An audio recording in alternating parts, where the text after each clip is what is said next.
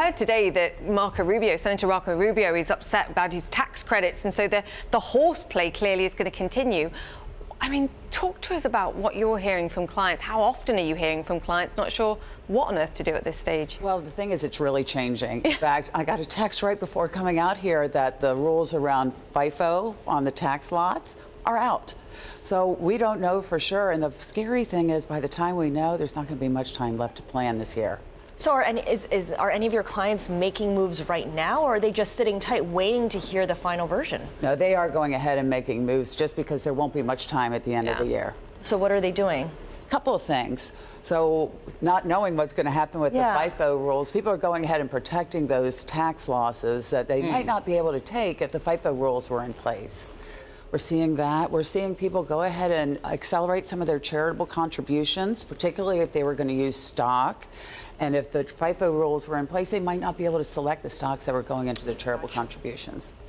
So one of the things that came out since it went into conference is that although the SALT deductions, which affect a lot of people around here, it looks like that's still going to be capped at $10K, that the high-end rate for the individual side is at least supposedly going to come down a little bit. How big of a deal is that in terms of mitigating some of the other hits that people will see?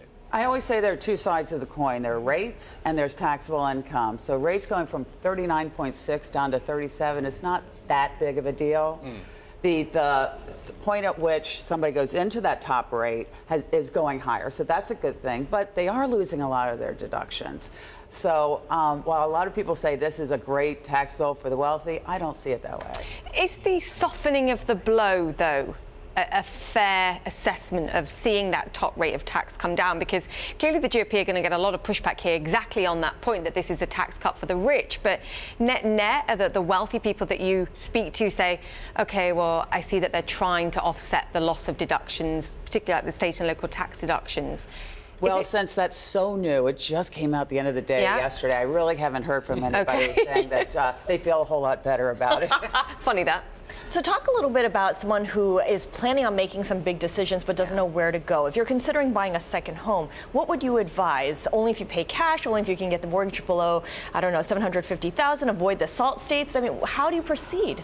There are so many intertwined parts. So one of the big things that's going to come out of this is, do I itemize or do I take the standard deduction, right? And so as you said, the state and local tax is capped at $10,000. Well, so if you don't have itemized deductions much over that, you're going to take the standard deduction of $24,000. But for most wealthy individuals who are also giving to charity, they're probably going to be above the $24,000. So they have to talk to a CPA.